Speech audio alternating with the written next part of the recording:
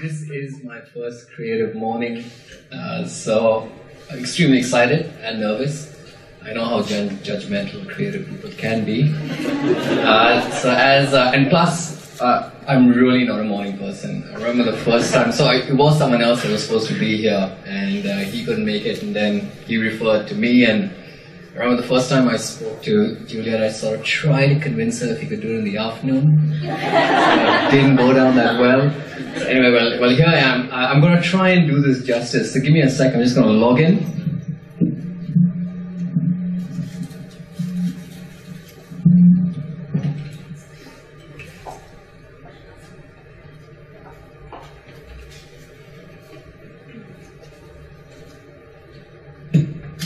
I was one of the guys that actually went to the wrong location as well. Anyone who is wondering, yes, the same thing. Okay, so I've got a couple of slides. I'll quickly run through them. I thought I'd just start off. Okay, the name, it does catch people.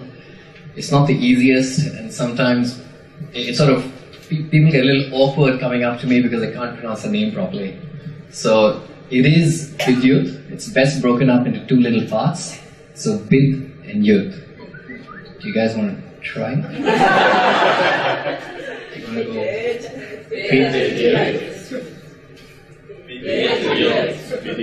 Okay, I gotta tell you, with this side you can go Bid, and this side Yut.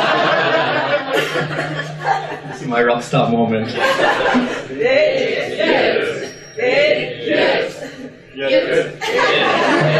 Okay, so if you guys want to come up to me, just look for someone on the opposite side, bring them along, and away we go. As a memory hook, it means lightning from a rain cloud. My elder sister is called Kajri, which is rain cloud, so there's obviously a theme that my parents had going. So she was rain cloud, I'm lightning from a rain cloud. If I had a younger brother, he'd probably be called Sunny or something similar. I was born and brought up in India. And growing up in India as a little kid, for me, life always seemed to have two options or two choices. Either I go into cricket or get into Bollywood. So those were the two options for me. But my father, of course, had a different perspective. He said, no, you've got three choices. He said you can either go and become a doctor, engineer, or get into IT. Now, in India, I guess movies, especially Hollywood movies, take a little while to get out. And eventually around that time, when I was making this pivotal decision in my life, they released Jurassic Park. For me, Jurassic Park was IT. So that's how I interpreted what computers could do. So I actually started off doing 2D, 3D, still and graphics and animation. And I ended up getting a job at a production house making game shows. So I would do all those Who Wants to Be a Millionaire and quiz shows and all that stuff. And it was there that I sort of learned that besides creating content, there's an entire business around how you actually monetize content. So I sort of did some studies in business. And after that, I ended up starting a number of small little companies. And I also started picking up work in mainstream corporate life because one of my companies was a consultancy. And two of my little ventures, which is mind-blowing films and Indian film festivals, has brought me to Bollywood. So I've sort of put that in one box. So eventually I've sort of made my way into Hong Kong, and in Hong Kong I run the Innovation Center, which is in Cathay Pacific. And it's a whole different talk. We're basically, in short, we're looking at trying to imagine what the future travel could be and trying to prep up the organization for that. So moving on to now. So this hit my inbox Tuesday last week. And the moment it hit my box, I was like, all right, okay, I need to start prepping for this. And it literally took 10 minutes before all the forwards start coming in. The first one was from the account manager from sales and marketing, simply saying, And then I started getting a flurry. So then, I mean, hats off to the Creative Mornings team. I sort of realized I sort of might have bitten more than I could chew. And I started trying to get my head around robot as a theme. So, of course, the first thing I did is, I said, who's coming to this place? I said, let me try and find out, are these guys actually coming to find out about robots? I mean, who am I trying to really impress? Or are they in it for the coffee and the burritos? So I was trying to weed out who's here and what the intentions were. So we have spotted a couple of people that we think are going to be trouble. Who are going to ask me some questions. So I'm going to try. So I've got that Terminator scanner going. So the first thing I said, okay, let me try and at least get the basics right. I've got about a week. Let me try and become as much of an expert as I can. So I sort of looked up, what's this robot thing, where does it all originate? So in 1921, a Czech playwright, Karel Čapek, he's the first one that mentioned the word robot. And it comes from a Czech word, robota, which means forced labor. And he's got these, basically, you can call them cyborgs. So they're human-like robots that were created from a factory, and they were our slaves. They made our life easy. And the entire story goes that they, of course, got a feeling for freedom and equality, and they revolted. And it seems like every movie since then has actually gone on the same theme. It's the robots, and the robots eventually start off working for us and end up ruling us. So I said, okay, you can see the theme. You've got good robots, you've got bad robots, you've got the cute robots, you've got all sorts of colors. And since, of course, Bollywood, we've got the Indian robots as well. And there is a stereotype, and I can't run away from the stereotype that Indian films, yes, the whole Bollywood, anytime someone says Bollywood, they just get singing and dancing. So over here you can see the guy is loading up the robot. He's got languages, martial arts, advanced mathematics, arts, music. So he's basically feeding everything into the Indian robot, and the robot is sort of analyzing, so very much like this Matrix style. So, but when you combine all that together into the robot, it does dance. So you put all of that together into the Indian hardware. That's exactly what it is. So if you're ever imagining when you ring up a call center, you get an Indian guy and he puts you on hold, that's what he's doing. Literally dancing. All that. So, okay, so this is all movies. So these are robots in the world of arts per se. So that's okay, reality. Let's look at reality. Where are robots? And robots are actually all around us. Most of our cars get manufactured by robots. You've got these big robots here that are basically assembling all our cars. You can see the little humans in perspective. These massive robots on the assembly line. You've got robots in a house. This is the Roomba shark cat video that got over 10 million views, which is basically a cat in a costume sitting on a vacuum cleaner. Yes, it tells you something about where society is heading. And then you've got the military that's using robots, and this is the big dog from Boston Scientific that they're using in the army. And with all of these, I was sort of trying to get a feel in regards to the comfort. And it seemed that with all these cases, we're fairly comfortable with robots, as long as we know there's a human behind it. It's that entire control aspect. So you've got someone that's remote controlling these things. And I guess all of us with all our smart devices, we're sort of heading in that augmented, I guess, cyborgy sort of place. But it's not the technology that's limiting it. You've got all these examples where these technologies can work without humans. By choice, they've put the manual, or basically the man, into the process. So these are little sniper things. Now these are automated so they can find a person and shoot at them. And surprise, surprise, they're basically used between Korea, so between the north and the south. And you've got all the army drones as well. Now with these things, they currently have an interim policy that you have to have someone pull the trigger. But then there was this entire debate of now everything is technology based. What if someone jams the signal while it's heading out there? Do we let it go autonomously or not? So there's a really good TED talk. I think it's Daniel, I hope I'm saying his name properly, Suarez. And he talks about this entire thing about the robots having their own autonomy to actually basically carry out their tasks, and it's called, they say lethal autonomy, to actually carry out a mission without manual intervention. So then I was saying, okay, fine, if these things, so you're taking a machine that's doing a task and now you're giving it intelligence to make a decision, then we step into this entire space of artificial intelligence. How do these things make these decisions? And apparently everything gets referenced back to 1942, Isaac Asimov's 3 laws that says, 1, a robot should not injure a human. Secondly, it should obey orders by a human as long as it doesn't conflict the first law. And secondly, it should protect its own existence as long as it doesn't conflict with laws 1 and 2. Very basic. And it seems like since then they've made small adjustments, but that's about it. And we're heading down the space of artificial intelligence. So we got a whole bunch of people that are in the yay court and a whole bunch in the nay court. So you got a lot of like Google, Facebook, etc. Everyone is investing millions into robotics, and then you actually got Elon Musk, Stephen Hawking, and Bill Gates investing the other way, and they've actually got this future of life society that's set up to protect humans from artificial intelligence.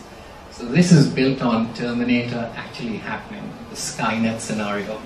So you've got, we can flourish before we self-destruct, and you've got Elon Musk, he's put 10 million of his own money into it. So there's obviously controversy. So this, by this time, is getting really heavy. I was like, okay, these are, big decisions. I said, okay, what's the best way to tackle it? Wouldn't it be super cool if I could actually speak to a robot or some representative of the robotic artificial intelligence community? So the most famous is Honda's Asimov. Even Obama got a look, so I said, okay, I sent him off an email. I said, hey, how can I get to meet the Asimov, and could I bring him to Have You Heard of CreativeMornings? No response. Look more within Hong Kong, so Hanson Robotics, so you can see that this thing is really realistic. They actually had one of these at TEDx in Hong Kong. It was creepy. So I sent them an email, and they're not far from here. I said, hey, can I get one of these? Can I bring it? Have you heard of CreativeMornings? They did respond. They were skeptical. I don't think they believed half the things I said. But no, I couldn't get one.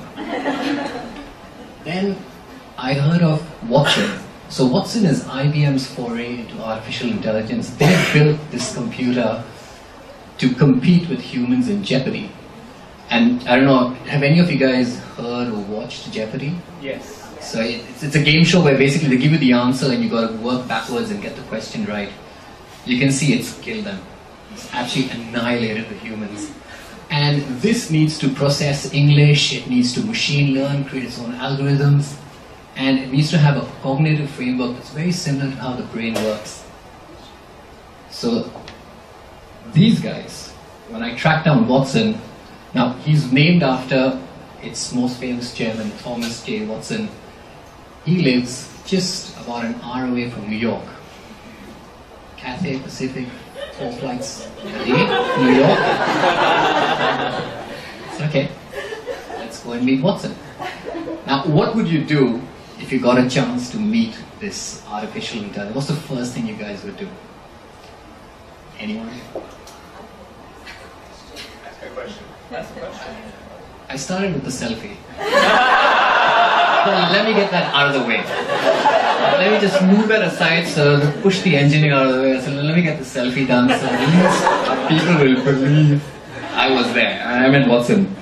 So I think that was the start of the downhill of that conversation when we went after that. So he is huge. He's like 8 of those fridges, if not 10. He's got all these lights around him and he's cool, etc. So the chairman is Thomas J. Watson. They've named this guy Watson, and the little robot that's attached to a vacuum cleaner that monitors temperature is called Thomas. So Thomas and Watson live in the same data center. Pretty cool. So he's huge. So I couldn't bring him over. So I was thinking, okay, what could I do now? There's some really nifty apps. Like, have you guys heard of an app called Luca? It's an app. If anyone's going to New York, it's got some machine learning algorithms. It talks like a human.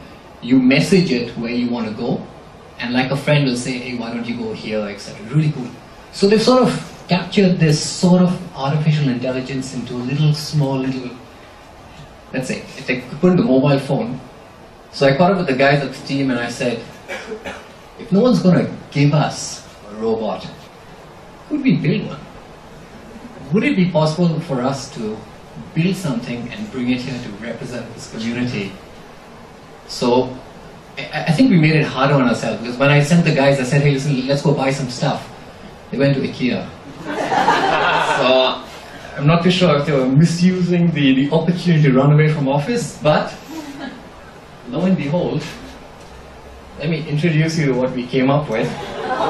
Now, it's a week's work, so you guys are gonna, since you all are creative, I'm presuming you all can exercise your imagination and just think of what it could be rather than what it is. We sort of tried to at least give you all a bit of a simulation or sense. So it's called polling.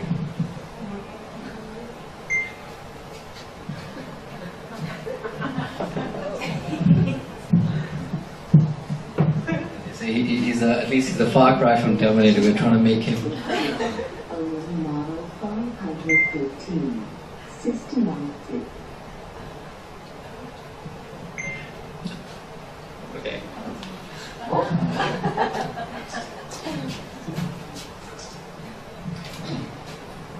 Polling. Voice check. 1, 2, 3, 4, 5.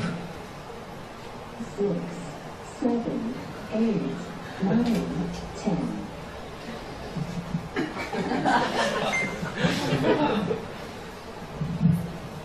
I do have a list of questions that I prepared in a very interview style. But what I will be doing is I will be opening up the floor for questions to you guys. Pauline, hello.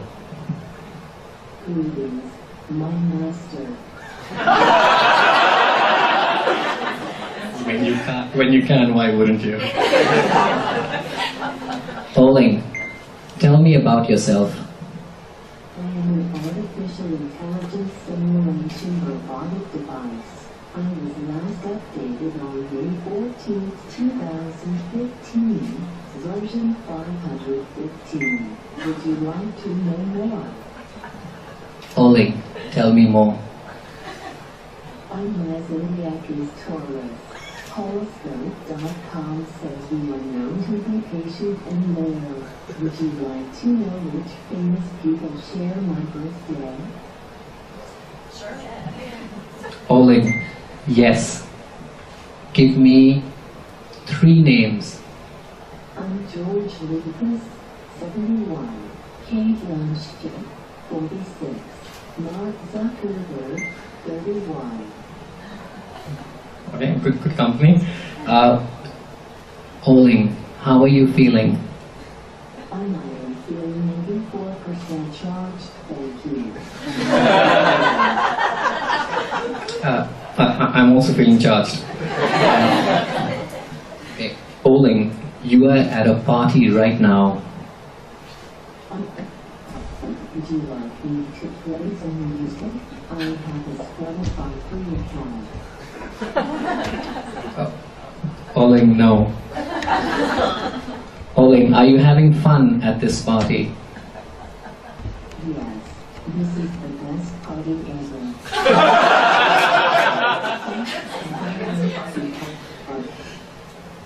Okay. Pauline, would you ever hurt a human?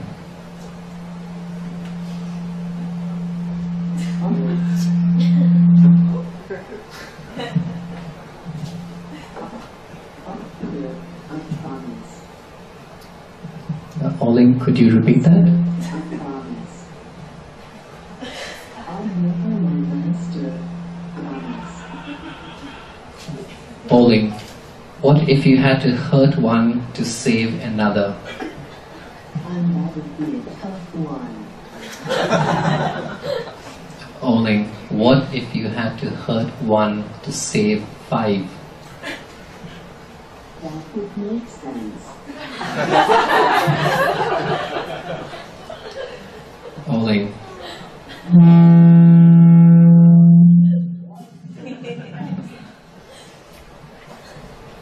Bowling. What if one was trying to protect himself from the other 5? I'm not sure if I would be master. Could you repeat that? I'm not sure if I would motivate them, my master. Bowling. Are robots evil? I'm robots are a human's best friend. Awesome, we will look after you. Cool. Okay. Do any of you guys have any questions you want to ask Bowling? Anything you ever want to ask a robot? It's got to be something. What do you eat? Bowling, what do you eat? Good question. What do you think you would use to process salt?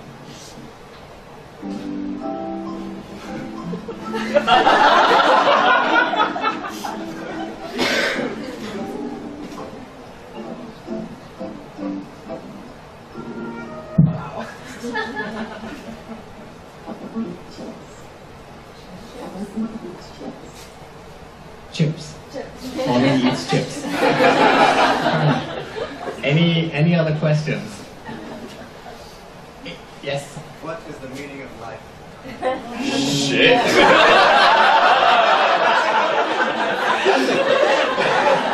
Guys, we found one of them. We found that troublemaker. What is the meaning of life?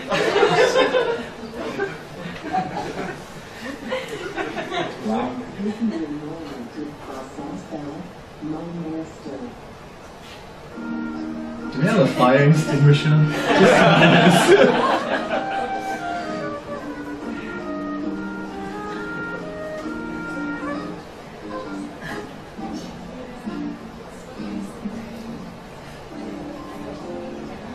It could be helpful.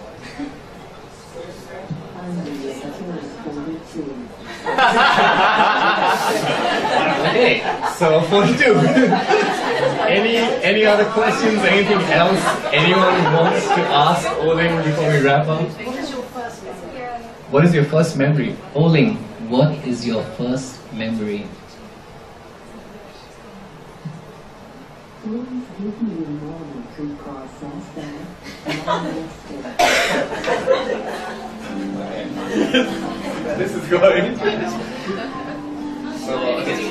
So the meaning of life is 42. So basically I think it's saying that's the amount of time you have to live. Make the most of it.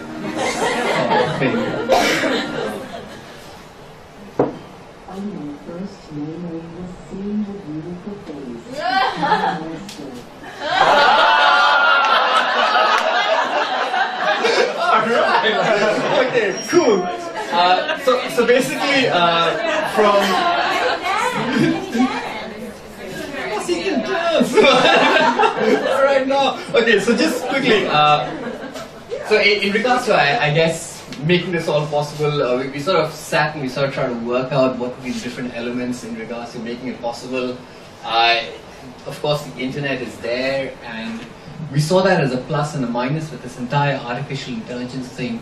We sort of trying to understand, okay, as humans, where we try and understand about our own bodies and DNAs and what our makeup is. And it is a quest that if we know how we work and we could, I guess, basically decode that, then we could essentially augment ourselves and rejuvenate ourselves and basically have more longevity. So it's all that race against time. And so we were sort of working out that if we essentially have created this robot, and we've used the internet and all the technology, and it has access to it. And it could read it. It could basically, essentially be able to decode itself. And it would be in a position where it could actually control its own destiny and actually play God. And that's where we thought, okay, there could be something in that entire argument of if we give away too much, there could be a point of no return. So we were trying to sort of understand where that line would be and what those fail-safes would be. So from a technology perspective, we sort of tried to explore it, and then we took this whole moral dilemma came into place. So we sort of came to some conclusions in regards to one, time is important, and that was our quest. And secondly, yes, it's a very contentious area on where this could be, so a lot of research and protocols. If we can knock this up in a week, there could be someone sitting in a garage somewhere with maybe not such noble intentions that could do the same and if not worse. And I guess if robots feel that that last little hurdle of attaining humanity or social consciousness is the notion of freedom and the notion of respect and equality, then that is something I guess all of us should, I guess, cherish and hang on to. And if we've got it, I guess utilize it to the best of our abilities, and for the people we know that don't, and try and I guess help them fight their fight for it. So just quickly, some of the people behind the scenes, Ching and Ollie, are you guys here?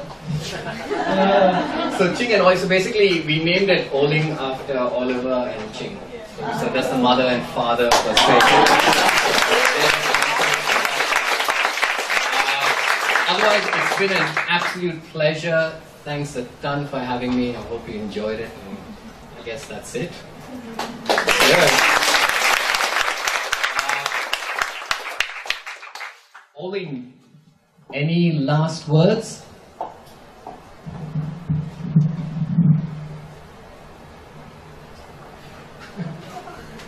Oling, any last words?